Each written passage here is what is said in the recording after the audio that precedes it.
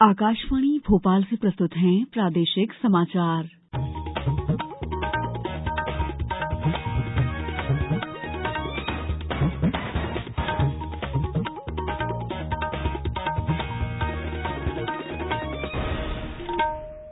नमस्कार, समाचारों के साथ मैं दीपा सिंह। पहले 1 अप्रैल देश कोविड टीकाकरण अभियान के अंतर्गत 150 करोड़ टीके लगाने की दिशा में निरंतर आगे बढ़ रहा है। कोरोना वायरस का नया वेरिएंट मिलने से चिंताएं बढ़ी हैं। इसे देखते हुए श्रोताओं से हमारी अपील है कि यथाशीघ्र दोनों टीके लगवाएं और अन्य लोगों को भी टीका लगवाने के लिए प्रेरित करें। कृपया 3 सरल उपायों का पालन करें। मास्क लगाएं, 2 गज की सुरक्षित दूरी बनाए रखें, हाथ और चेहरा साफ रखें। कोविड से संबंधित किसी भी जानकारी और मार्गदर्शन के लिए राष्ट्रीय हेल्पलाइन नंबर 01123978046 और 1075 पर संपर्क करें। अब समाचार विस्तार से। पंचायत चुनाव में ओबीसी आरक्षण के लिए राज्य सरकार सुप्रीम कोर्ट जाएगी। प्रदेश में आज चलाया जाएगा कोविड टीकाकरण महाअभियान। घाटी में हुई बर्फबारी से राज्य में बढ़ी सर्दी। नौगांव रहा सबसे सर्द और आज से भोपाल में शुरू हो रहा है अंतर्राष्ट्रीय वन मेला। अब समाचार विस्तार से। राज्य सरकार चाहती है कि अन्य पिछड़ा वर्ग ओबीसी आरक्षण के साथ ही पंचायत चुनाव होंगे। इसके लिए राज्य सरकार सुप्रीम कोर्ट में जाएगी। ये बात मुख्यमंत्री शिवराज सिंह चौहान ने कल विधानसभा में शीतकालीन सत्र के दूसरे दिन पंचायत चुनाव में ओबीसी आरक्षण पर रोक मामले पर सत्ता और विपक्ष के बीच हुई बहस के दौरान कही। मुख्यमंत्री ने बताया कि आरक्षण के संबंध में केंद्र सरकार भी सुप्रीम कोर्ट जाएगी। चर्चा के दौरान सत्ता और विपक्ष में कई बार हंगामे की स्थिति भी बनी। इसके पहले नेता प्रतिपक्ष कमलनाथ ने कहा था कि ओबीसी आरक्षण के साथ पंचायत चुनाव होने चाहिए।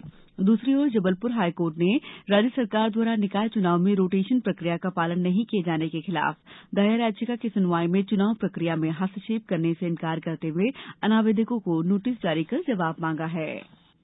प्रदेश में आज 22 दिसंबर को कोविड टीकाकरण महाअभियान चलाया जाएगा। इस बारे में मुख्यमंत्री शिवराज सिंह चौहान ने कहा है कि मध्यप्रदेश 100% वैक्सीनेशन की दिशा में तेजी से आगे बढ़ रहा है। प्रदेश में वैक्सीनेशन के लिए टीकाकरण महाअभियान की चलाई गई श्रृंखला के कई बार राष्ट्रीय रिकॉर्ड कायम है। मुख्यमंत्री ने कहा है कि प्रदेश की पात्र आबादी को हम वैक्सीन की दोनों डोज लगाने का लक्ष्य प्राप्त कर लेंगे। मुख्यमंत्री श्री चौहान ने कहा कि प्रदेशवासियों को कोरोना संक्रमण से सुरक्षा कवच प्रदान करने में जन भागीदारी की महत्वपूर्ण भूमिका रही है। इसमें सामाजिक और स्वयंसेवी संस्थाओं, धर्म गुरुओं, कोरोना वॉलंटियर्स, शिक्षक, आंगनवाड़ी कार्यकर्ता, सहायिका, विभिन्न विभागों के मैदानी अमले सहित जनप्रतिनिधियों ने सक्रिय भूमिका निभाई है।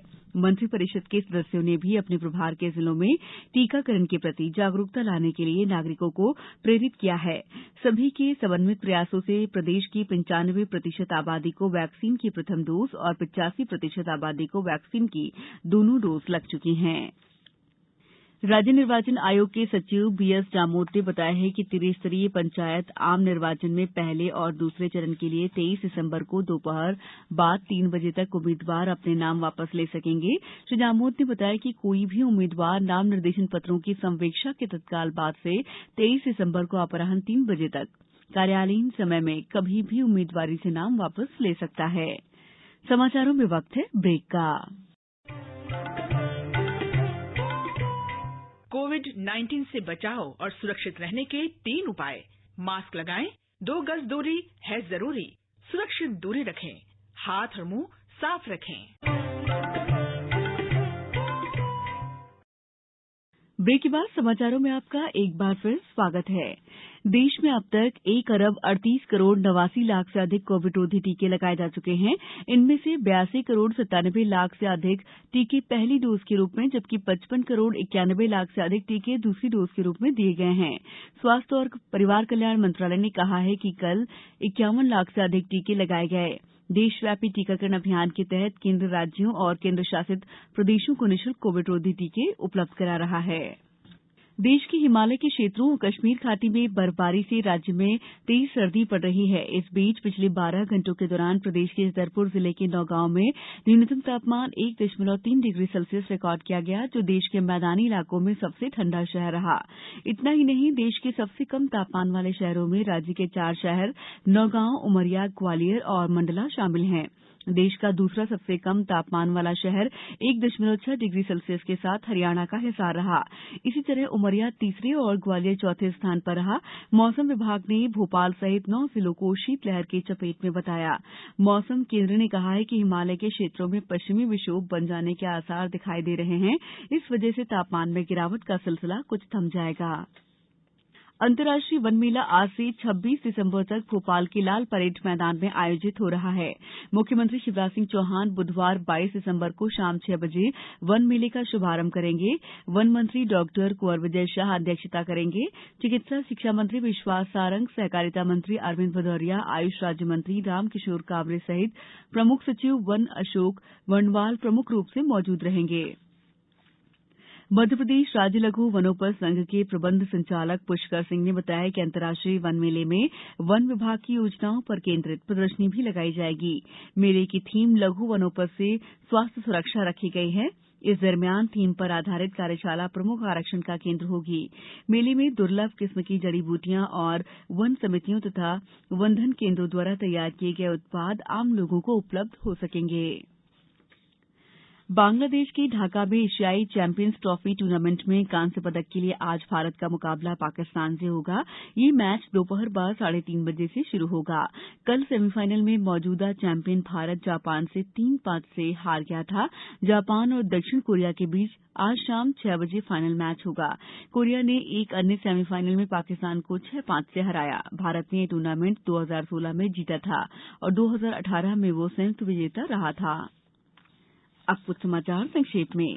प्रदेश में आज होने वाले कोविड टीकाकरण महाअभियान की उज्जैन, सतना जिले सहित अन्य सभी जिलों में आवश्यक तैयारियां कर ली गई हैं। खंडवा में कल कलेक्ट्रेट सभाकक्ष में आयोजित जनसुनवाई में जिला पंचायत की मुख्य कार्यपालन अधिकारी ने समस्याओं की सुनवाई की। ग्वालियर में पंचायत आम निर्वाचन में उपयोग में लाई जाने वाली ईवीएम का कल प्रथम रेंडमाइजेशन किया गया। प्रेक्षक की मौजूदगी में कलेक्ट्रेट सभाकक्ष में रेंडमाइजेशन की प्रक्रिया पूरी की गई। नरसिंहपुर जिले में बेरोजगार युवक युवतियों के लिए कल 23 दिसंबर को पीजी कॉलेज में रोजगार मेले का आयोजन किया जाएगा। रोजगार मेले में कंपनियां साक्षात्कार के माध्यम से भर्ती करेंगी।